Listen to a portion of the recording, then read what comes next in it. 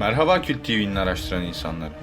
Pek çok komplo teorisyenini ateşli tartışmalara sürükleyen gizemli FEMA kamplarını yakından inceleyeceğimiz bir video ile sizlerle beraberiz.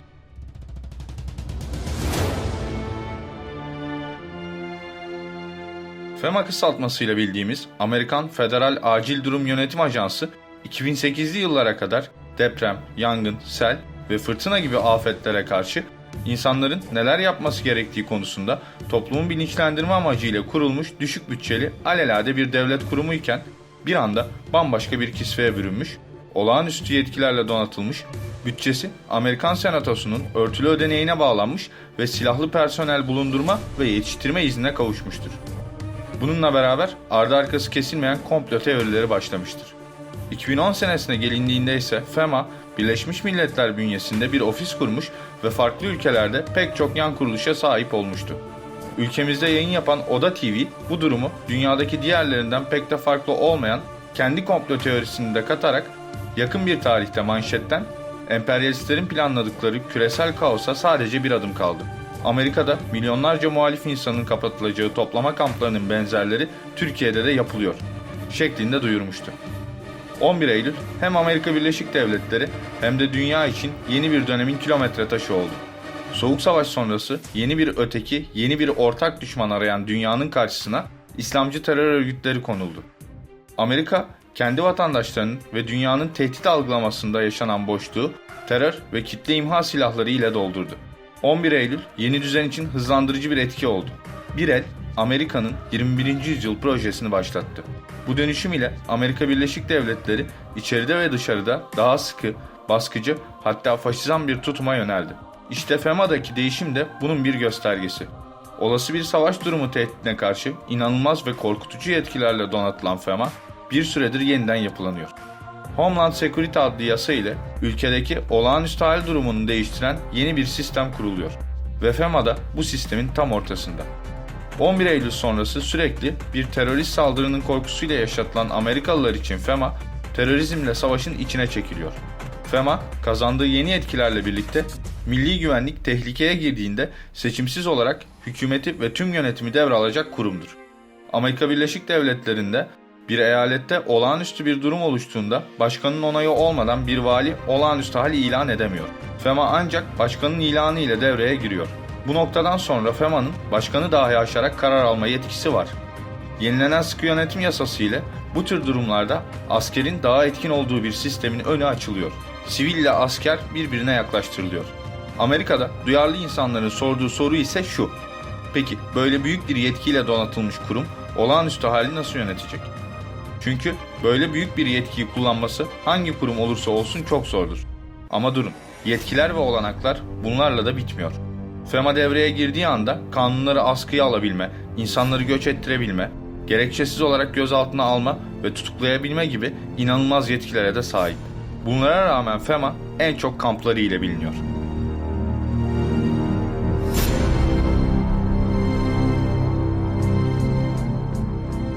FEMA'nın Amerika çapında 800'e yakın toplama kampı var. Bunlara kimi kaynaklar konsantrasyon kampı da diyor. Bir teoriye göre ülke içi ve dışından getirilecek insanlar için hazırlanan kamplar hepsi mahkum kabul etmeye hazır bir şekilde tutuluyor.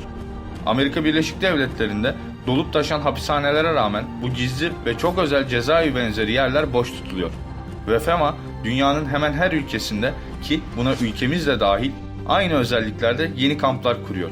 Şu anda kamplar boş ama düzenli olarak çalışan muhafızları var. Yani her an hazır. En büyükleri ise Alabama, Arkansas, Kaliforniya, Georgia, Hawaii, Illinois, Indiana, Louisiana, Mississippi, Nevada ve Washington'da. Birçok eyalette de hazır bekletilen kamplar olduğu söyleniyor. Bu kamplar ortalama 20.000 kişiyi barındıracak kapasitede. Ayrı hatlarla uzatılan demir yolları bu kampların içine giriyor. Çok özel tasarlanmış taşıyıcı vagonlar hazır bekletiliyor. Bazı teorisyenler bu durumu Nazi Almanya'sındaki toplama kamplarına benzetiyor. Dünyada İslamcı kesimlere yakın kaynaklar ise buraların Müslümanlar tarafından doldurulacağı teorisini ortaya atıyor. FEMA'yı düzenleyen olağanüstü durum ve sıkı yönetim kanunlarındaki ilgili yürütme emirleri ise çok garip. 11.002 numaralı yürütme emrine göre iletişim araçlarına el konulabilir, sivillerden işçi taburları oluşturulabilir, bütün kişiler için bir milli kayıt oluşturulabilir. 11.490 numaralı yürütme emrine göre ise FEMA, bütün eyaletleri ve federal yönetimi ele alabilir. Anayasayı rafa kaldırabilir. Ayrıca FEMA, sivil halktan mesleklerine göre bazı kişilere kısa süreli eğitimler vererek özel cihazlar dağıtıyor. Ve bu cihazlardan çağrı almaları halinde ailelerini dahi bırakarak derhal bağlı bulunduğu kampa gelmelerini içeren bir sözleşme imzalatıyor.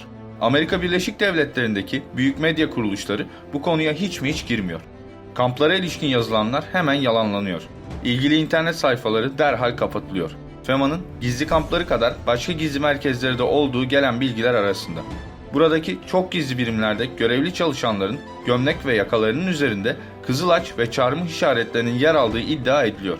Bu ise akıllara Amerika Birleşik Devletleri'nde yükselen evangelist, kabalist cemaatin etkinliğini getiriyor. Bu cemaatin Illuminati marifetiyle kurulduğu sürekli konuşulan konulardan birisi.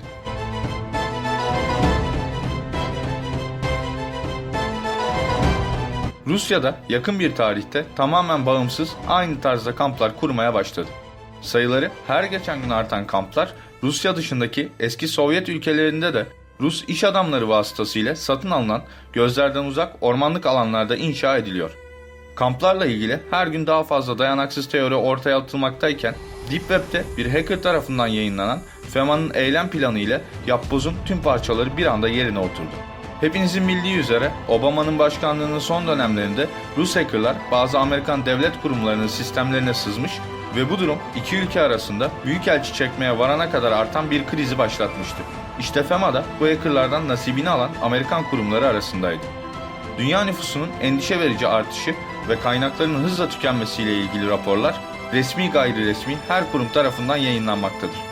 Amerika'da bulunan gizemli kıyamet taşları nüfusun azaltılması konusunda kapsamlı şekilde bilgiler sunmaktadır. Şu anda ekranın üzerinde çıkan bildirime tıklayarak bu konu hakkında hazırlamış olduğum videoyu izleyebilirsiniz.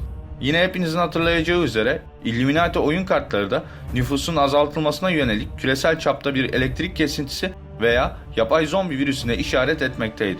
FEMA kampları eylem planı dikkatli şekilde incelendiğinde gerek mimari gerekse donanımsal olarak içinde birilerini hapsetmek için değil, dışarıdan içeriye bir şey girmesine engellemek için inşa edildiği net şekilde anlaşılmaktadır. Her şeyden önce kamplar tek tip bir mimari ile sadece yeraltı tatlı su kaynakları olan yerlerin üzerine inşa ediliyor. Solar enerji jeneratörleri olan kamplar enerji ihtiyaçlarını kendileri karşılıyor. Her kampta tarım yapmaya elverişli alanlar ve içleri boş seralar var. Yatakhaneler de belirli bir hiyerarşiye göre 5 kademeli olarak organize edilmiş durumda. Her kampta yüksek miktarda dayanıklı gıda stoğu, helikopter pisti, yakıt ve silah stokları dikkat çekiyor. Bazı kampların altında ise uydulara erişim imkanı olan yüksek teknoloji ürünü komuta merkezleri mevcut. Yine bazı kamplarda gelişmiş teknolojilere sahip araştırma merkezleri ve sağlık üniteleri bulunuyor. Büyük ve küçükbaş hayvanlar için ayrılmış ahırlarıyla, metal, ahşap ve tamir atölyeleri, tarım alanları, kumaş üretim tesisi ve buna benzer daha pek çok yapısıyla buralar içerisindeki nüfusa dışarıdan bir şeye ihtiyaç duymaksızın güven içerisinde hayatlarını idame ettirme şansı sunabilecek tesisler olarak hazırlanmıştır. Kampların silahlı personeline verilen eğitimler tamamen dışarıdan gelebilecek saldırıya karşı hazırlanmış eğitimler. Yani içeriden dışarıya kaçacak, sözüm ona mahkumları engellemeye yönelik hiçbir özel tedbir yok. Komplo teorisyenlerinin ağzına dolanan dayanaksız, muhalifler için hapishane söylemi ise küresel bir elektrik kesintisi veya yapay bir zombi kıyametiyle korku ve kaos içerisinde hızla dünyanın nüfusu azalırken ihtiyaç duyulan insanları yeni dünyaya güven içerisinde ulaştıracak bu kampların gerçek işlevini örtbas etmek için yine o gizli el tarafından oluşturulan algıdan başka bir şey değil. Tüm dünyada yapımı hızla süren ve tamamlanmak üzere olan bu kampların dışarıdaki kaostan seçilmiş insanları korumak için inşa edildikleri gün gibi ortada.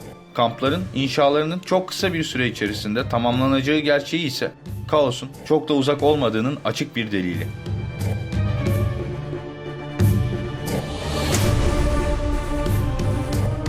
Tüm soru, görüş ve önerileriniz için bana Instagram hesabımdan ulaşabilirsiniz. Araştırmalarımızın gelişerek devam edebilmesi için videoyu Facebook, Twitter gibi sosyal ağlarda paylaşmayı, yeni videolarımızdan haberdar olup araştıran insanlar topluluğuna katılmak için Kült TV'ye abone olmayı unutmayın. Bir başka videoda daha görüşünceye kadar hoşça kalın araştıran insanlar.